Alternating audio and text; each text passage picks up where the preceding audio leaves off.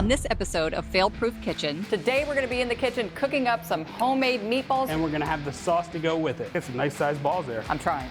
So once Jenna is done rolling our balls. That's what she said. I like this. You're doing the dirty work for this one. Y'all, I wanted to wear gloves, but sometimes you just got to get in with your hands. I am a fan of a quick sauce, and really in any restaurant where I serve Italian food that has red sauce, this is exactly the sauce that I make. Oh, good shit.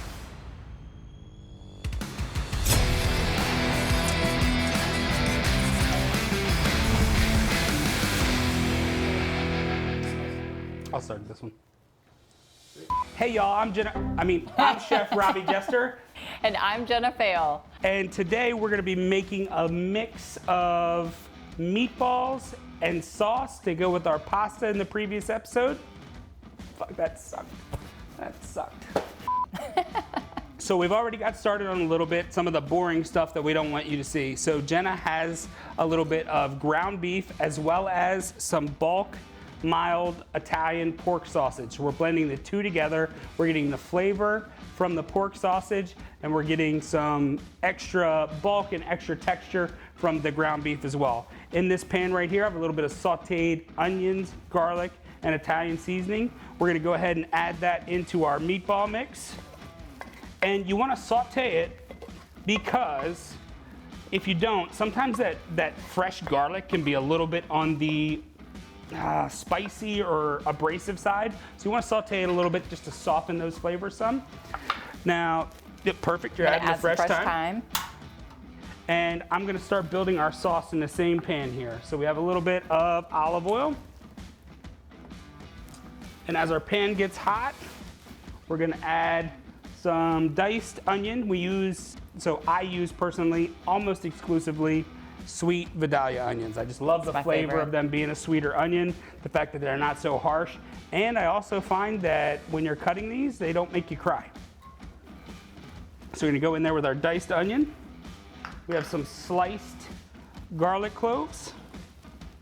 And again, just to reinforce that flavor, you could go in with some fresh basil here, but we're gonna use a little bit of dry Italian seasoning, probably about a half teaspoon, and some fresh parsley in here. So Jenna has the beef, fresh thyme, the sauteed onions, garlic, Italian seasoning. We're gonna give her some fresh parsley as well. And go ahead and crack the eggs in there. So we're gonna do 2 eggs, basically for a healthier ground beef episode, or for a healthier meatball mixture, we're gonna do basically 1 egg per pound of ground meat. We're gonna go in with some more Italian seasoning. Now we did use a little bit of a leaner ground beef in this because we do have that fatty pork sausage and just a healthier meatball all around. Absolutely. Which is going to give us a meatball that's a little bit more firm in texture, but still delicious. By the time we get done making it, it's gonna be fantastic. So we're gonna go in with salt, kosher salt, and pepper. I like this. You're doing the dirty work for this one. Y'all, I wanted to wear gloves, but sometimes you just got to get in with your hands. And you don't want to overmix this, so I'm trying to not be too mashy. Correct, yeah. So you can overmix meatballs, like you can overmix bread dough or over knead things, and it'll get super tough.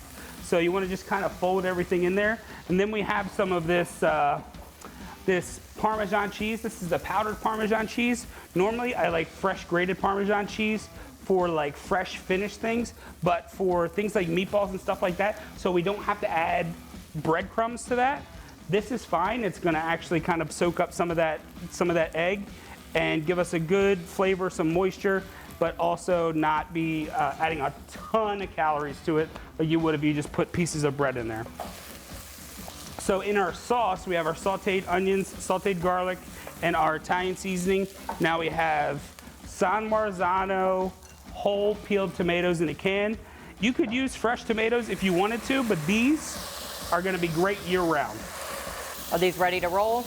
Let me just take a look real quick. Give them another little mix. I see some pockets of the green stuff in there. We're gonna do 2 cans of the canned tomatoes in this. And there are whole tomatoes in there.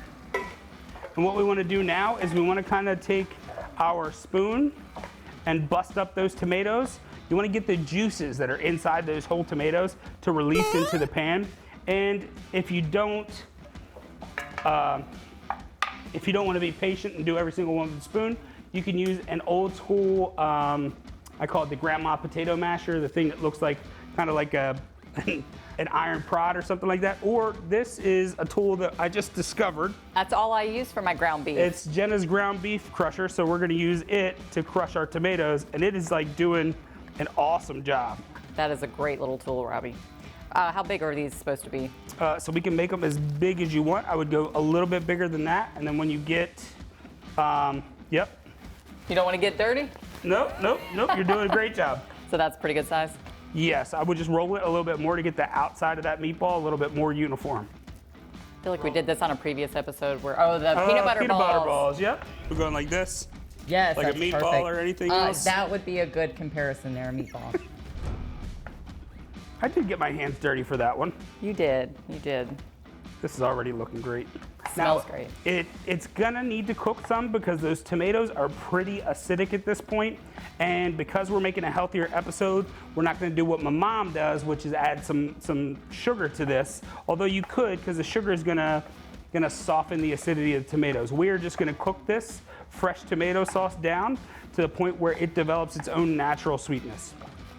I've almost got all the tomatoes crushed in here, and we're just gonna turn it down to a simmer and we're gonna let it go. Now for the meatballs, we have a tray over here. I'll show you. So this tray, we have aluminum foil down, and then we have a little bit of spray. So that is gonna help protect our tray, make it easy to clean, but also make sure that our meatballs don't stick. And it's gonna, that little bit of spray on the bottom and that aluminum pan is gonna really get nice caramelization on the bottom of the meatballs. So we're gonna have some good color when it comes time to serve this. Now I do wanna take and add a little bit of salt and pepper right now. Are you somebody who would just spend the whole day making your pasta sauce? You know how they have? No. So I am a fan of a quick sauce, and you know this isn't gravy like you see in the mob movies, but this is what we call a pomodoro sauce. Pomodoro is tomato in Italian, but it is a fresh sauce. It's meant to be eaten relatively fresh, lightly cooked, and it's super fast. And really in any restaurant where I serve Italian food that has red sauce, this is exactly the sauce that I make. So we do this, we cook it down for about, an hour, hour and a half till it gets lightly thickened, but more importantly, till it tastes right. And we just use it straight there. So because I don't know, I've never made a homemade sauce. If you kept reducing that and it got a bit thicker, could you use it for like a pizza sauce? Yes, so there is a whole thought process of a raw pizza sauce. So when you make pizza, actually like the tomatoes from the can, garlic, onions, a little bit of olive oil, salt, and pepper. You blend that up and use that as pizza sauce, but that's only meant for pizza ovens that are super, super, super hot. Okay. But yes, you could cook this down, let it get a little bit thicker. You could use it as a pizza sauce, sure. It does have a lot of liquid in it, so that's gonna take some time to get it down to something that's not gonna make a pizza soggy. Okay. You got some nice sized balls there. I'm trying. So once Jenna is done rolling our balls, That's what she said. we're gonna pop those bad boys into a 425-degree oven. If your oven has the convection roast setting, that's what you're gonna wanna use. If not, convection bake is fine, or just plain roasting is fine, but we really like to use the roast setting and the convection setting because it's gonna heat from the bottom and from the top, and it's gonna blow a fan around so we get good, solid heat throughout the entire oven. So why are we using a pan like this and not one with a rack for like more? So really, if you use a rack for something like this, the issue is that ground beef is gonna stick to all those little points on that rack. You won't be able to get it off. So even if you spray it, it's still gonna stick a lot. So you wanna just make sure that it all goes into the pan. And actually, if I'm feeling froggy, I take all of the kind of like the liquid that cooks into the bottom of the pan there, and I pour it into the sauce. Okay. Now, that makes it not vegetarian sauce anymore, people. And be careful when you dine out at Italian restaurants, because a lot of them will put meat, beef, or pork products in their sauce as they are cooking it. So if you're one of our vegetarian friends, you want to make sure that you ask and tell them not to lie to you. So now that one's a little smaller. I might Yeah. pull that out early to sample it. So that's a good idea. So we'll pull that one out early to sample it. We have beautiful meatballs. They're gonna go in the oven. We're gonna come back to you. We're gonna put all of this together. They look good as shit. So we just pulled our meatballs out of the oven and our sauce is ready. So now we're gonna pull it all together with some Lady and the Tramp style shit. We're gonna do some zucchini noodles instead of traditional pasta noodles, which is gonna be more macro friendly, more healthy. Right. Jenna, if you could just put the meatballs in the sauce there. So for zucchini noodles, anybody that's ever played with them knows that if you cook them for too long, they turn out to be shit. If you cook them too hard, they turn out to be shit. So we're going to make a sweet them spot. not be crappy we have some hot oil here. We're gonna toast some garlic real quick, and you're gonna watch how fast I cook these zucchini noodles. We're gonna toast our garlic till it gets little brown edges to it. Break that up a little bit.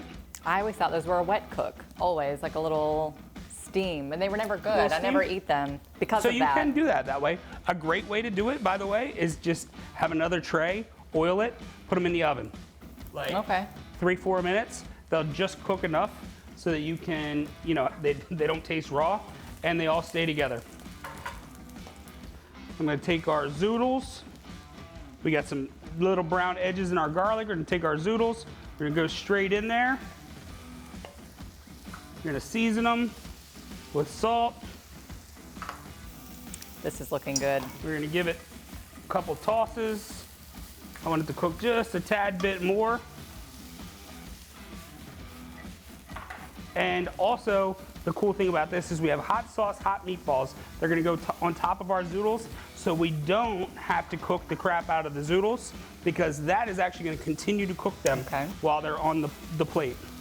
Now we're gonna go ahead, we're gonna plate this by spooning our zoodles on top. And notice I'm not pressing them down, I'm not pushing them down a whole lot, not moving them around. I keep plating on top of the same space, and I'll spread them just a little bit because we want somewhere for our meatballs to sit. We got a nice, tall, beautiful presentation. Now if you want to take and put a couple of balls on top of that. Well, I'll tell you, I've been cooking those wrong always. I'm excited to try these proper. Perfect, so we got one there. You want two? Yeah, let's do 2. Ladle of sauce, or are you good on the sauce? Ladle sauce, always. I'm a sauce kind of guy. Got Oh our my gosh. Parmesan cheese there, and a little bit of parsley, and boom. We got some awesome zoodles and meatballs. Now we did cheat and had our little Yeah, we ate the little ball. guy that we had in there. Get my twirl on.